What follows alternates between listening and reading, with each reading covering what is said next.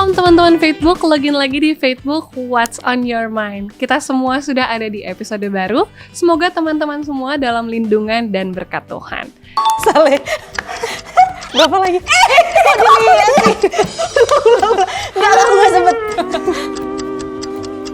Orang yang saleh, ya, dia di sini adalah seorang yang takut akan Allah. Dia banyak membantu atau memberi sedekah kepada orang-orang Yahudi dan senantiasa berdoa kepada Allah. Peristiwa yang luar biasa yang nggak semua, bahkan bangsa Yahudi nggak dapat penglihatan sama sekali. Banyak para pelajar Alkitab salah mengartikan akan ayat ini, akan kisah ini, akan inspirasi atau ilham Tuhan kepada Petrus mengenai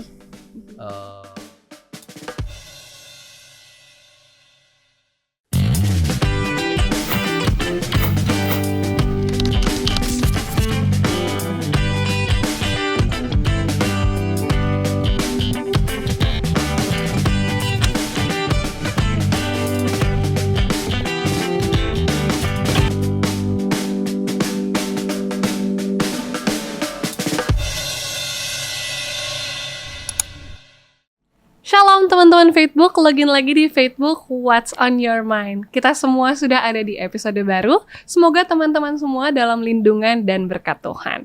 Nah, sebelum kita akan memulai episode kita pada hari ini, aku ingin mengingatkan kepada teman-teman semua untuk jangan lupa subscribe di channel YouTube Facebook dan juga nyalakan lonceng notifikasi supaya teman-teman semua tidak ketinggalan episode-episode baru dari Facebook. Dan selain itu, jika teman-teman mungkin punya tokoh-tokoh Alkitab yang ingin teman-teman bahas secara khusus, teman-teman boleh leave komentar di bawah dan nantinya akan dibahas di next episode. Dan apabila nih teman-teman semua merasa terberkati dengan episode yang teman-teman lihat sekarang, teman-teman juga boleh share ke teman-teman yang lain supaya berkat dari episode ini boleh juga disampaikan kepada teman-teman yang lain. Nah, teman-teman Facebook, sebelum kita akan memulaikan episode kita akan mengikuti video yang satu ini. Oh ya, oke. Seseorang yang disegani, dikagumi. Artis Terkenal? Ya, terkenal, benar.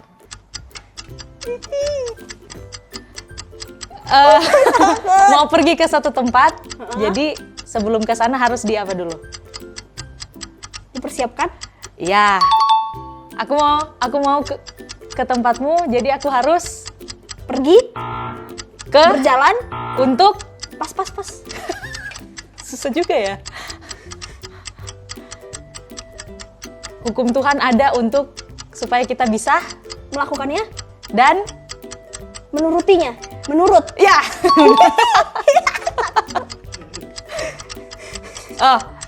Yang biasa terjadi kepada para nabi. Mereka dapat sebuah Kesetiaan, ketaatan, bukan dari Tuhan kepada para nabi. Mereka wejangan, bukan. nasihat, Bukan lagi. pas dulu deh. Nah, orang ini orang yang setia, orang yang takut akan Taat, Tuhan. suci, kudus, Bukan. Orang yang mengasihi Tuhan, kehidupannya suci dan kudus. Apa lagi? aduh, saleh, Ya, saleh. Berapa lagi? nggak sempet. Nah, Refleks. ini ciptaan Tuhan tapi setingkat di atas manusia. Allah, Di bawah Allah. malaikat, Ya. Nah, mau pergi ke suatu tempat, aku harus bertemu, Aku mau bawa kamu ke suatu tempat, jadi harus dituntun, pakai mobil, harus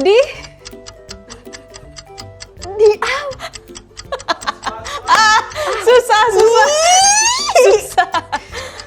Nah, ini yang biasa dapat. Para nabi itu mereka dapat sebuah penglihatan, ya. Nah, ini seorang pasukan. tentara, Ya, tentara. Perwira. Iya, perwira. ditugaskan untuk sebelum, biasanya kalau ada siswa ke sekolah mereka harus di apa dulu? Diantar. Kebalikannya? Dijemput. Iya. Kalau aku yang bikin itu artinya aku Menjemput. ya. Dari semua itu apa itu kira-kira? Bisa dilihat, dibuka aja semua di meja. Ada perwira.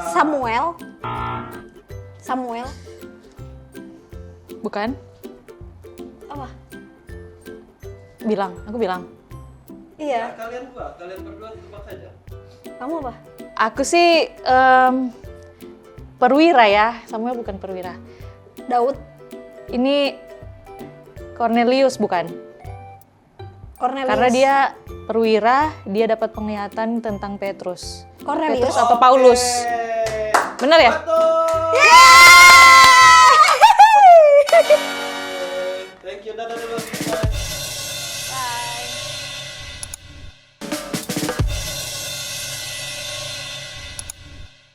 Login lagi di Facebook What's on Your Mind. Nah teman-teman, barusan kita sudah lihat nih video mengenai tokoh Alkitab yang akan kita bahas pada hari ini. Dan di saat ini, aku tentu saja tidak sendirian. Aku sudah bersama narasumber kita, yang sudah bersama dengan kita semua, Pendeta Friendly Liwan. Pendeta, apa kabar Pendeta? Halo. Apa kabar Pendeta? Baik, puji Tuhan. Puji Tuhan. Keluarga juga sehat-sehat Pendeta? Sehat. Sehat, puji Tuhan. Semoga juga teman-teman Facebook dimanapun teman-teman berada juga dalam keadaan yang sehat, tidak kurang satu apapun ya Pendeta. Nah Pendeta, kita tadi sudah mengikuti nih Pendeta video tentang tokoh Alkitab yang akan kita bahas di episode kali ini. Dan ya bisa kita bilang sudah ke-spill lah ya Pendeta, yaitu yang akan kita bahas itu Cornelius. Nah Cornelius ini kan Pendeta kayaknya bukan satu tokoh Alkitab yang terkenal sekali seperti Yesus ataupun Daniel, itu kan terkenal nih Pendeta. Nah untuk itu aku mau tanya nih kepada Pendeta tentang Cornelius ini. Siapa sih sebenarnya Cornelius itu Pendeta? Oke, terima kasih Ya Pendeta. Yana untuk pertanyaannya. Ya Pendeta. Berbicara tentang seorang tokoh dalam Alkitab yang bernama Cornelius, memang gak banyak ditulis di dalam Alkitab. Tetapi tokoh ini tokoh yang sangat luar biasa. Luar biasanya adalah dia adalah seorang yang bukan orang Yahudi, tetapi dia adalah seorang yang setia kepada Tuhan. Dan tokoh yang akan kita bahas pada saat ini adalah tokoh kisahnya dalam Alkitab banyak disalahartikan oleh para pelajar Alkitab. Jadi sayang sekali ya, sayang sekali kisah dari Cornelius banyak disalahartikan oleh para pelajar Alkitab. Oleh karena itu, tadi Yana tanya, siapa itu Cornelius? Mari buka Alkitab, Ya, kita cari tahu dulu. Ini Cornelius siapa? Dalam Kisah pasal 10, ayat 1 dan ayat 2. Yana bisa baca. Oke. Kisah Para Rasul 10 ayat 1 dan 2 dengan judul Petrus dan Cornelius. Di Kaisarea ada seorang yang bernama Cornelius, seorang perwira pasukan yang disebut pasukan Italia. Ia saleh, ia serta seisi rumahnya takut akan Allah, dan ia memberi banyak sedekah kepada umat Yahudi dan senantiasa berdoa kepada Allah. Terima kasih Yana. Jadi Cornelius walaupun sedikit informasi dalam Alkitab, tidak banyak buku-buku dalam Alkitab yang membahas akan Cornelius ini, tetapi Cornelius ini ternyata orangnya adalah seorang yang saleh, ya. Dia di sini adalah seorang yang takut akan Allah. Dia banyak membantu atau memberi sedekah kepada orang-orang Yahudi dan senantiasa berdoa kepada Allah. Ini mirip-mirip sama seperti Ayub. Ayub, kalau kita masih ingat pembahasan yang lalu, Ayub itu adalah seorang yang saleh, takut akan Allah, jujur dan menjauhi kejahatan. Cornelius ditulis dan dicatat dalam Alkitab, dia seorang yang saleh, takut akan Allah, dia seorang yang suka berbuat baik dan berdoa kepada Allah. Jadi yang luar biasa, dia bukan orang Yahudi yang sebanyak orang yang tidak menyembah Allah yang di surga, menyembah Baal, menyembah patung-patung dan lain sebagainya, tapi dia berbeda. Bahkan Cornelius juga ini latar belakang kehidupannya, dia adalah seorang tentara. Karena ditulis di sini dia adalah seorang perwira yang disebut pasukan Italia. Tapi dia berbeda. Mungkin ini informasi yang perlu kita tahu dari Cornelius, seorang bukan Yahudi, seorang bangsanya penyembah berhala atau penyembah Baal, tetapi dia adalah seorang yang berbeda dari bangsa lain. Dia menyembah Allah, dia takut akan Allah, dia suka berdoa, dan dia suka berbuat baik. Oke. Kalau gitu kita udah tahu nih pendeta siapa Cornelius. Tapi sebenarnya peristiwa apa yang terjadi pada Cornelius sampai dia orang yang bukan Yahudi ini ada namanya di Alkitab, pendeta?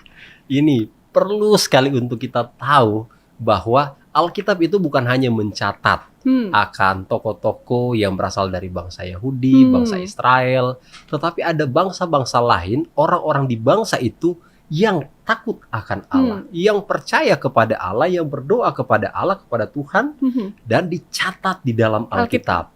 Nah, peristiwa apa yang terjadi terhadap Cornelius? Yana baca dalam Kisah 10 ayat 3 dan 4. Oke, lanjutan ayat yang tadi ya, Pak? Iya, silakan. Oke, Kisah 10 ayat 3 dan 4. Dalam suatu penglihatan, kira-kira jam 3 petang, jelas tampak kepadanya seorang malaikat Allah masuk ke rumahnya dan berkata kepadanya, "Cornelius." Ia menatap malaikat itu dan dengan takut ia berkata, "Ada apa, Tuhan?" Jawab malaikat itu, "Semua doamu dan sedekahmu telah naik ke hadirat Allah dan Allah mengingat engkau." Ada peristiwa yang luar biasa oleh karena apa? Dia bukan orang Yahudi, bukan bangsa penyembah Allah yang di surga, tetapi dia mendapatkan apa ditulis tadi? Penglihatan, ya. Dia mendapat penglihatan kira-kira jam 3 petang, tampak seorang malaikat Allah. Jadi luar biasa, berarti dia ini orang yang berbeda, orang yang khusus. Kenapa dia sampai dikunjungi oleh malaikat Allah dan dia mendapat penglihatan kira-kira jam 3? Ia menatap malaikat itu dan dengan takut ia berkata, "Ada apa, Tuhan?" Jawab malaikat itu, "Semua doamu dan sedekahmu telah naik ke hadirat Allah dan Allah mengingat engkau." Di sini kita mendapatkan pelajaran penting. Walaupun Cornelius bukan penyembah Allah di surga bangsanya, tetapi dia berbeda, dia menyembah Tuhan, dia berdoa kepada Tuhan, dan apa yang dia lakukan ini, itu Allah tahu, Allah mengingat, dan Allah mengutus malaikatnya kepada orang-orang yang takut akan dia. Peristiwa yang luar biasa yang nggak semua, bahkan bangsa Yahudi nggak dapat penglihatan sama seperti Cornelius. Demikian. Oke, tapi pendeta ada satu hal yang menarik nih pendeta, yaitu kan malaikat Tuhan berbicara kepada Cornelius. Tapi yang menjadi pertanyaanku selanjutnya adalah pendeta, sebenarnya apa yang disampaikan malaikat kepada Cornelius, pendeta? Betul sekali. Jadi apa yang disampaikan? Yana coba baca dalam ayat 5 dan 6, masih lanjutannya. Masih lanjutannya. Masih di Kisah Para Rasul 10 ayat 5 dan 6. Dan sekarang suruhlah beberapa orang ke Yope untuk menjemput seorang yang bernama Simon dan yang disebut Petrus. Ia menumpang di rumah seorang penyamak kulit yang bernama Simon, yang tinggal di tepi laut. Oke, jadi ketika ada seorang yang takut akan Allah dari bangsa lain, dia berdoa, dia melakukan apa yang dia tahu baik, dia tahu benar, Tuhan tidak pernah meninggalkan dan membiarkan orang-orang seperti itu. Malaikat diutus dan ada maksud ternyata kedatangan malaikat itu. Dia ingin menyuruh Cornelius untuk bertemu dengan seorang yang bernama Petrus. Petrus itu nanti kita akan bahas nanti. Jadi malaikat menyuruh Cornelius untuk bertemu dengan Petrus. Jadi inilah penjelasan yang dituliskan bahwa malaikat datang dan dia menyuruh untuk Cornelius bertemu dengan Petrus. Oke. Nah, setelah itu kira-kira yang dilakukan sama Cornelius itu apa, pendeta? Oke. Jadi dengar nggak, menurut nggak ini Cornelius dengan apa yang disampaikan oleh malaikat itu kepada Cornelius? Kalau menurut Yana, menurut nggak dia? Seharusnya sih menurut ya. Seharusnya menurut. Kalau gitu kita baca. Oke. Untuk pasti dia menurut atau enggak. Ayat 7 dan 8. Ayat 7 dan 8. Setelah malaikat yang berbicara kepadanya itu meninggalkan dia, dipanggilnya 2 orang hambanya beserta seorang prajurit yang saleh dari orang-orang yang selalu bersama-sama dengan dia. Dan sesudah itu, ia menjelaskan segala sesuatu kepada mereka. Ia menyuruh mereka ke Yope. Oke. Jadi di sini jelas memang apa yang disampaikan oleh malaikat kepada Cornelius, dia bukan hanya dengar, tetapi dia lakukan. Ini penting. Seorang yang takut akan Allah, seorang yang menyembah Tuhan, seorang yang melakukan kehendak Tuhan, pasti ketika dia mendapatkan perintah, dia tahu kebenaran, dia akan lakukan. Dan Cornelius melakukannya. Luar biasa, Pendeta. Ini baru awal-awal aja nih tentang Cornelius, tapi ternyata sudah banyak hal-hal yang bisa kita pelajari dari ke orang yang bukan Yahudi, tapi dicatat di Alkitab ini ya, Pendeta. Tapi untuk saat ini, Pendeta, kita harus rehat sejenak. Kita akan lanjut pembahasan tentang Cornelius di segmen selanjutnya. Jadi teman-teman jangan kemana-mana, tetap di Faith.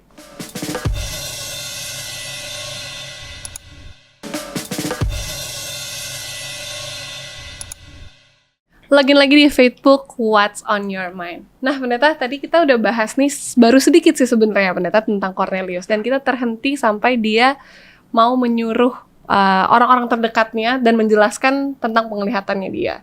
Tapi, Pendeta, ada satu hal yang menarik sebetulnya, Pendeta.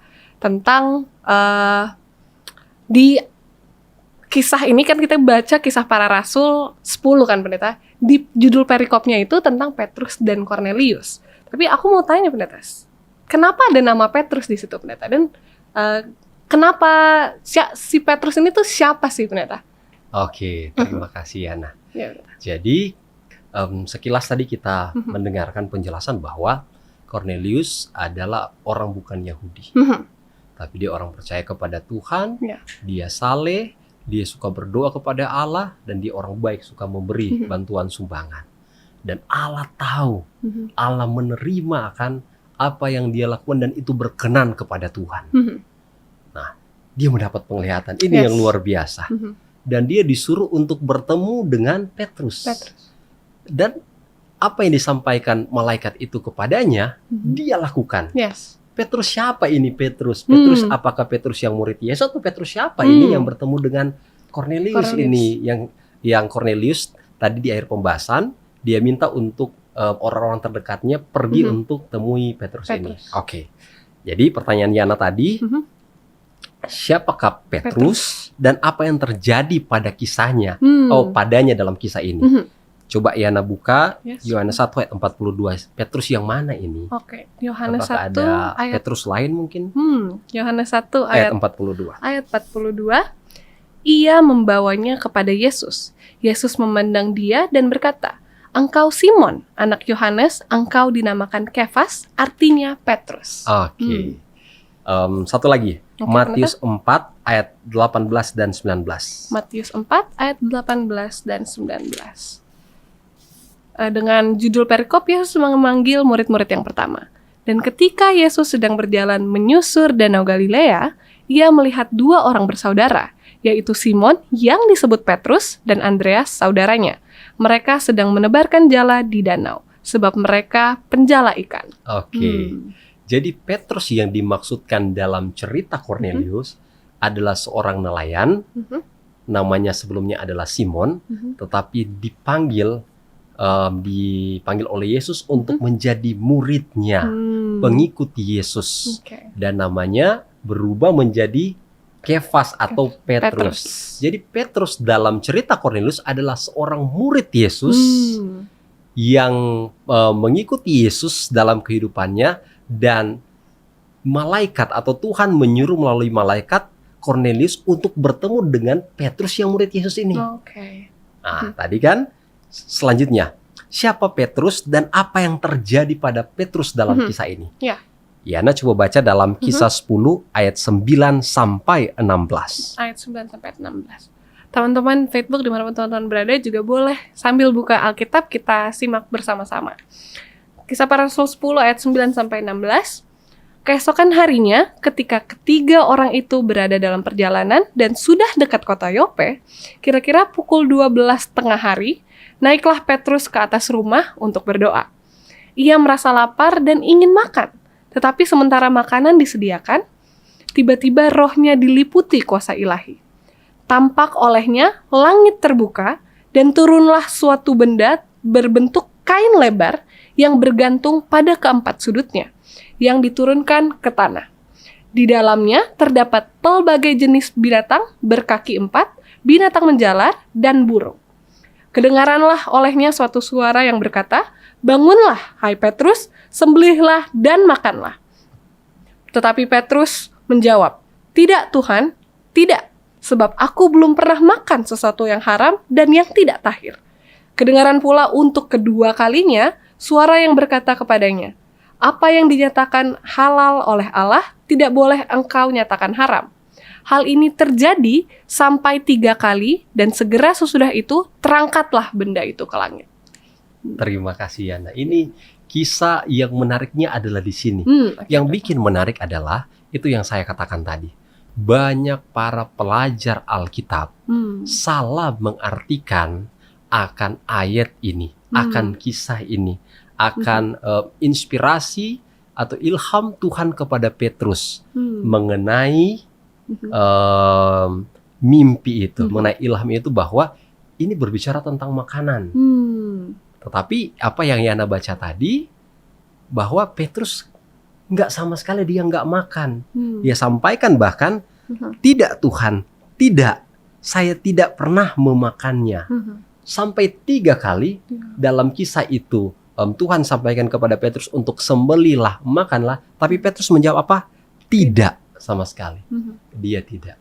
Nah, ini penting bagi kita para pelajar Alkitab, atau bagi kita yang ingin menyelidiki arti yang sesungguhnya dalam Alkitab. Ada hal yang perlu menjadi pertimbangan, yang perlu kita tahu di saat kita akan belajar Alkitab.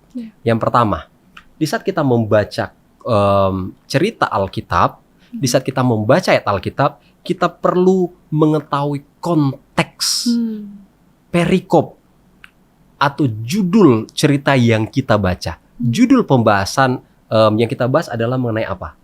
Petrus dan Kornelius. Jadi kisah ini bercerita tentang Petrus dan Kornelius, bukan hanya bercerita mengenai makanan halal atau makanan haram, bukan. Karena konteks judul perikopnya adalah Petrus dan Kornelius. Selanjutnya, ketika kita membaca ayat di dalam Alkitab, kita perlu untuk membaca keseluruhan ayat dalam pasal itu. Jangan hanya kita baca ayat yang 15 dan 16, contohnya yang tertulis di sini, apa yang diharamkan, apa yang dihalalkan oleh Allah tidak boleh diharamkan manusia.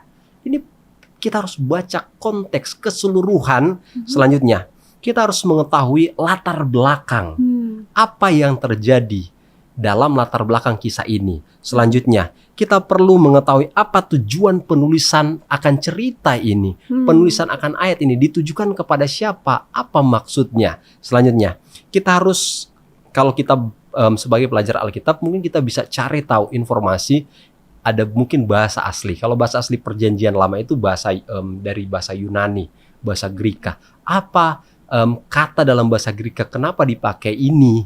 Apakah ini sebuah perumpamaan ataukah itu memang keharusan? Nah, ini perlu untuk kita lebih dalam memahami akan konteks atau kalimat kata dalam ayat Alkitab. Selanjutnya, bagi kita para pembaca Alkitab, para penyelidik Alkitab dalam kisah ini, kita perlu mengetahui faktor-faktor lain yang mempengaruhi, contoh seperti kebudayaan, kebiasaan, masalah yang terjadi, dan lain sebagainya, untuk jelas kita dapat memahami akan kisah di dalam Alkitab yang sedang kita pelajari, yang sedang kita baca. Oleh karena kenapa ya, Nah?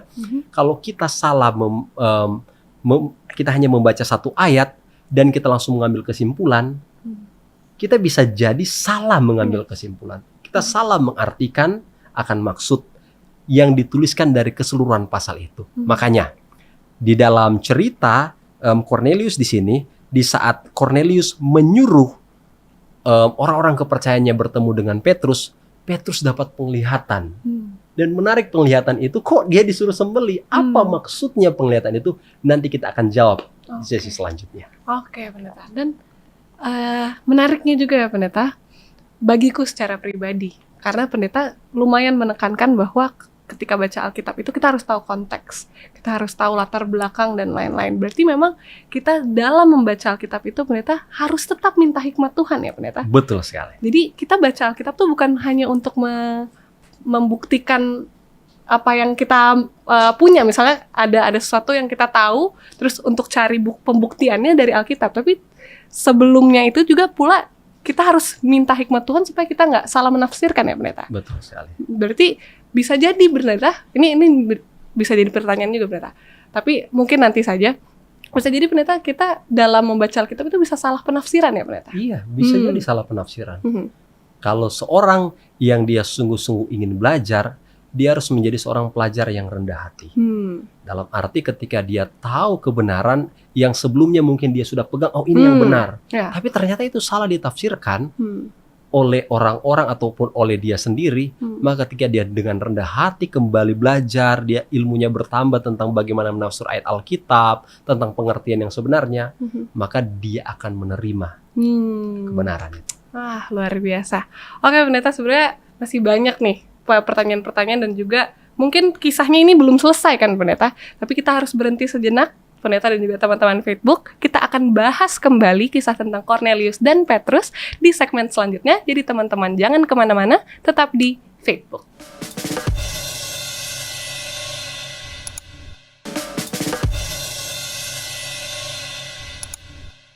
Login lagi di Facebook, What's on your mind? Nah pendeta, kita tadi terhenti pendeta dan sudah ada beberapa juga pelajaran-pelajaran yang pendeta sampaikan dari penglihatan Petrus pendeta.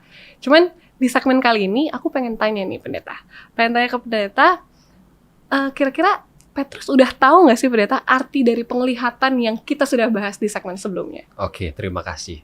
Jadi Yana, coba kita ingat sebelumnya penjelasannya. Yang pertama dapat penglihatan adalah Cornelius. Yes. Selanjutnya Petrus juga dapat penglihatan. Nah, yang menarik di sini yang saya bilang sayang sekali. Banyak sekali atau banyak para pelajar Alkitab salah mengartikan, salah menafsirkan akan ayat mana. Coba kembali saya baca di ayat 15, kisah 10 ayat 15 dan 16. Kedengaran pula untuk kedua kalinya suara yang berkata kepadanya, apa yang dinyatakan halal oleh Allah tidak boleh engkau nyatakan haram. Ayat 16. Hal ini terjadi sampai 3 kali dan segera sesudah itu terangkatlah benda itu ke langit. Jadi ini ayat inilah yang banyak disalah artikan, disalah tafsirkan oleh para pelajar Alkitab. Tapi kisah ini belum berakhir di sini. Ya, penglihatan Petrus itu artinya apa? Tadi Yana tanya kan, apa arti dari penglihatan Petrus? Nah, mari kita cari tahu artinya. Masih terus continue, masih bersambung. Yana coba baca ayat 17 sampai ayat 23. Oke, pendeta. Masih di Kisah Para Rasul 10 ayat 17 sampai 23. Petrus bertanya-tanya di dalam hatinya, apa kiranya arti penglihatan yang telah dilihatnya itu? Sementara itu telah sampai di muka pintu orang-orang yang disuruh oleh Cornelius dan yang berusaha mengetahui di mana rumah Simon. Mereka memanggil seorang dan bertanya, apakah Simon yang disebut Petrus ada menumpang di rumah itu? Dan ketika Petrus sedang berpikir tentang penglihatan itu, berkatalah Roh, ada 3 orang mencari engkau. Bangunlah, turunlah ke bawah, dan berangkatlah bersama-sama dengan mereka. Jangan bimbang, sebab aku yang menyuruh mereka kemari. Lalu turunlah Petrus ke bawah dan berkata kepada orang-orang itu, akulah yang kamu cari. Apakah maksud kedatangan kamu? Jawab mereka, Cornelius, seorang perwira yang tulus hati dan takut akan Allah dan yang terkenal baik di antara seluruh bangsa Yahudi, telah menerima pernyataan Allah dengan perantaraan seorang malaikat kudus, supaya ia mengundang engkau ke rumahnya dan mendengar apa yang akan engkau katakan. Ia mempersilahkan mereka untuk bermalam di situ. Keesokan harinya, ia bangun dan berangkat bersama-sama dengan mereka, dan beberapa saudara dari Yope menyertai dia. Oke, jadi menarik ceritanya, karena ceritanya sangat bersambung, sangat connect, sangat teratur, sangat terstruktur. Jadi cerita ketika Cornelius dapat penglihatan, habis itu Petrus dapat penglihatan. Petrus masih bertanya-tanya, apa arti penglihatan itu? Tiba-tiba datang 3 orang utusan Cornelius. Dan Petrus oleh Roh dituntun untuk, oh ini, ajak. Dan Petrus langsung sampaikan apa tadi? Akulah yang kamu cari. Jadi terkoneksi cerita ini belum berakhir di situ. Nah, oke pendeta. Jadi kan itu dia udah ketemu nih sama orang-orang suruhannya Cornelius. Nah, lalu apa yang terjadi saat Petrus bertemu dengan Cornelius, pendeta? Oke, jadi mereka kan Petrus bilang bermalam dulu. Keesokan harinya, ini Kita baca kisahnya Oke. saat Petrus bertemu dengan Cornelius, ayat 24 sampai 27. Oke, ayat 24 sampai 27. Dan pada hari berikutnya, sampailah mereka di Kaisarea. Cornelius sedang menantikan mereka dan ia telah memanggil sanak saudaranya dan sahabat-sahabatnya berkumpul. Ketika Petrus masuk, datanglah Cornelius menyambutnya dan sambil tersungkur di depan kakinya, ia menyembah Petrus. Tetapi Petrus menegakkan dia, katanya, "Bangunlah, aku hanya manusia saja." Dan sambil bercakap-cakap dengan dia, ia masuk dan mendapati banyak orang sedang berkumpul. Terima kasih. Jadi inilah cerita bagaimana Roh Kudus atau ilham Tuhan yang didapat oleh Cornelius, selanjutnya Petrus, oleh suruhan yang bertemu dengan Petrus, dan mereka mau mendengarkan apa yang disampaikan oleh Petrus, dan akhirnya Petrus bertemu dengan Cornelius. Dalam kisah ini, Petrus dianggap seperti orang yang luar biasa di pandangan Cornelius. Buktinya apa? Saat bertemu, Cornelius langsung menyembah Petrus, sama seperti mungkin Tuhan, sama seperti dewa atau apa yang harus disembah. Tapi Petrus merasa tidak perlu menyembah saya. Saya hanya manusia biasa sama seperti engkau. Dan di sini mulai terjawab akan apa yang dimaksudkan oleh penglihatan yang diterima oleh Petrus, dan selanjutnya dia sudah mengerti kenapa bisa Cornelius mendapatkan penglihatan dari Tuhan. Nah, tadi disampaikan bahwa mereka ingin mengetahui apa yang ingin Petrus sampaikan. Tapi sebelum itu, kita akan jawab di sesi berikut. Oke, jadi teman-teman, kita sudah dibikin gantung nih sama Pendeta Friendly Lewan. Jadi teman-teman, untuk mengetahui jawaban dari tentang tadi itu, teman-teman jangan kemana-mana, tetap di Facebook.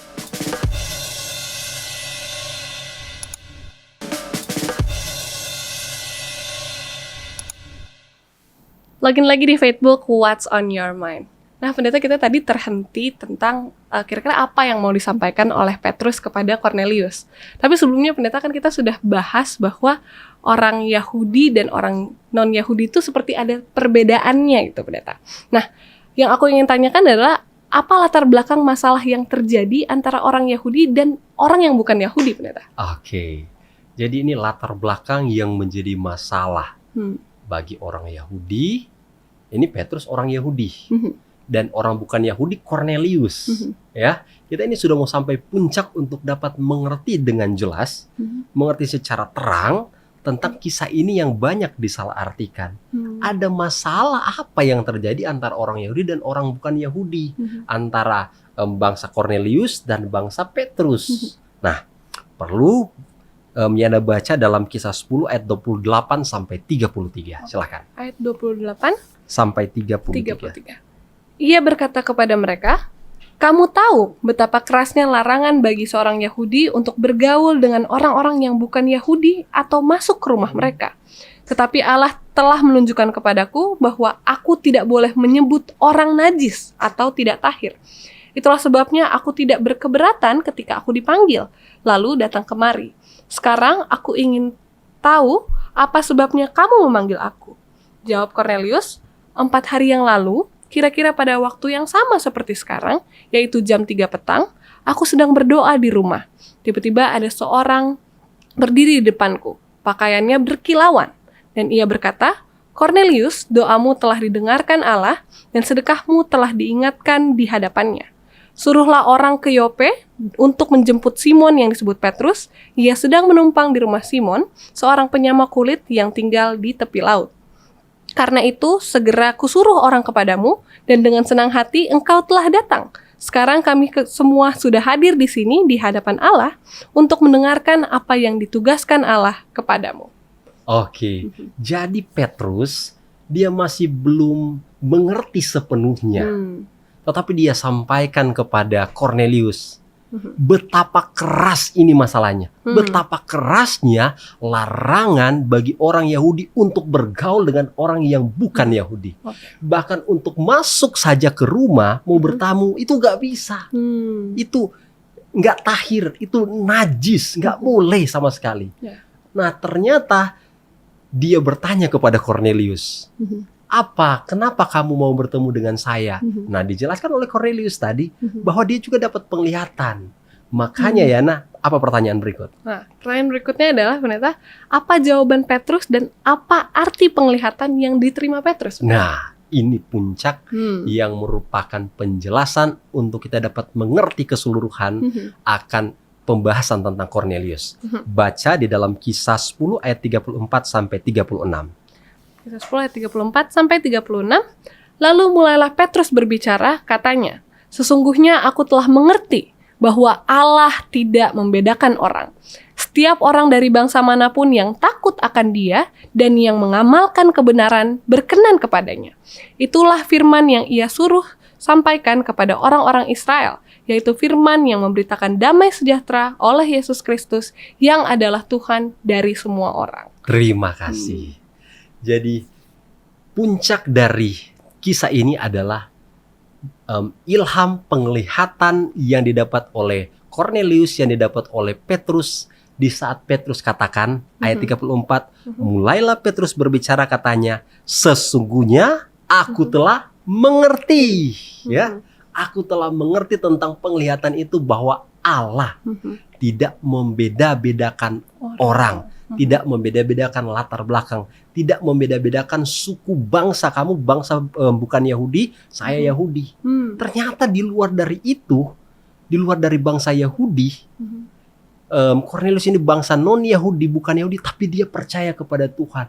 Dan dia diutus Tuhan untuk bertemu dengan Petrus. Dan Petrus dibukakan pemikirannya, disadarkan, diberitahukan bahwa bukan hanya orang Yahudi yang akan selamat.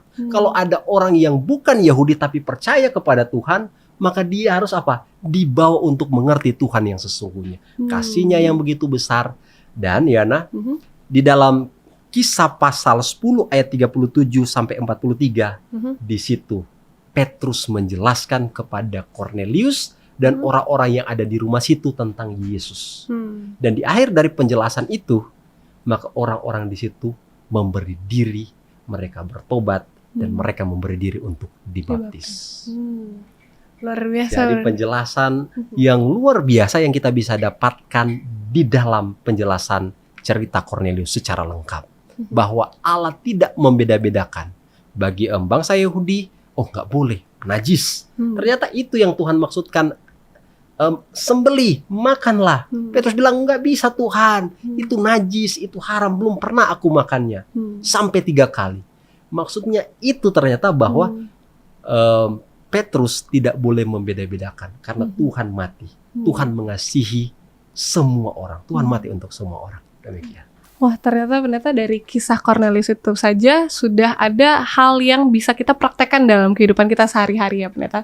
Namun, pendeta, karena kita terbatas oleh waktu, pendeta boleh beri kesimpulan tentang episode kali ini, pendeta. Oke, terima kasih Yana. Mari kita simpulkan pelajaran kita pada saat ini. Dalam mempelajari, dalam membaca, menafsirkan, dan mengartikan ayat Alkitab.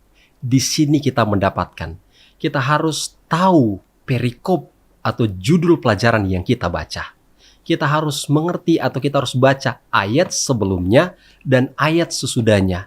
Perlu juga kita tahu latar belakang atau masalah apa yang terjadi sehingga kita tidak salah mengambil kesimpulan. Kita tidak salah mengartikan. Karena banyak pelajar Alkitab salah menafsirkan dan mengartikan kisah ini. Sehingga kita menjadi seorang pelajar Alkitab yang benar-benar mencari kebenaran dan oleh pertolongan Tuhan kita akan dituntun untuk menghidupkan kebenaran yang sesungguhnya. Kesimpulan selanjutnya adalah dalam kisah ini, Cornelius adalah seorang yang takut akan Allah. Dia dan seisi rumahnya. Dia seorang yang saleh, dia banyak memberi sedekah dan berdoa kepada Allah. Allah tidak pernah membiarkan orang-orang di luar sana. Bahkan mereka yang belum mengenal Yesus Kristus. Bahkan mereka mungkin yang belum mempelajari Alkitab. Tetapi kalau ada orang yang betul-betul hidup sesuai dengan kehendak Tuhan walau mereka belum pernah baca, maka Tuhan akan menuntun orang-orang itu sama seperti Cornelius dan seisi rumahnya. Ketika mereka mendengarkan penjelasan dari Petrus, mereka menyerahkan dirinya untuk bertobat. Mereka hidup di dalam kebenaran. Dan kesimpulan yang terakhir, di sini kita bisa dapat arti dari penglihatan itu. Itu bukan berbicara tentang makanan, haram dan halal. Ini tapi berbicara bagaimana Allah tidak membeda-bedakan manusia. Allah tidak membeda-bedakan orang. Karena Allah mati, Yesus Kristus mati bagi semua orang, bagi orang berdosa, dan bagi juga Cornelius. Oleh karena itu, kita bisa ambil pelajaran penting. Jangan kita membeda-bedakan manusia. Apapun latar belakangnya, apapun agamanya, apapun pekerjaannya, dan lain sebagainya. Karena dia begitu berharga dan berarti bagi Tuhan Yesus. Demikian kesimpulan kita. Amin. Terima kasih banyak pendeta. Dan pendeta boleh langsung doakan pelajaran kita di episode kali ini. Baik, mari kita tunduk kepala dan kita berdoa. Kepadamu Tuhan kami datang, kami bersyukur dan berterima kasih untuk pelajaran tokoh Alkitab Cornelius yang membuat kami mengerti dengan jelas bahwa Tuhan tidak membeda-bedakan manusia. Tuhan tidak membeda-bedakan latar belakang pendidikan, pekerjaan, agama, dan lain sebagainya. Karena begitu besar kasih-Mu dan oleh karena kasih-Mu Engkau mau agar kami semua dapat diselamatkan.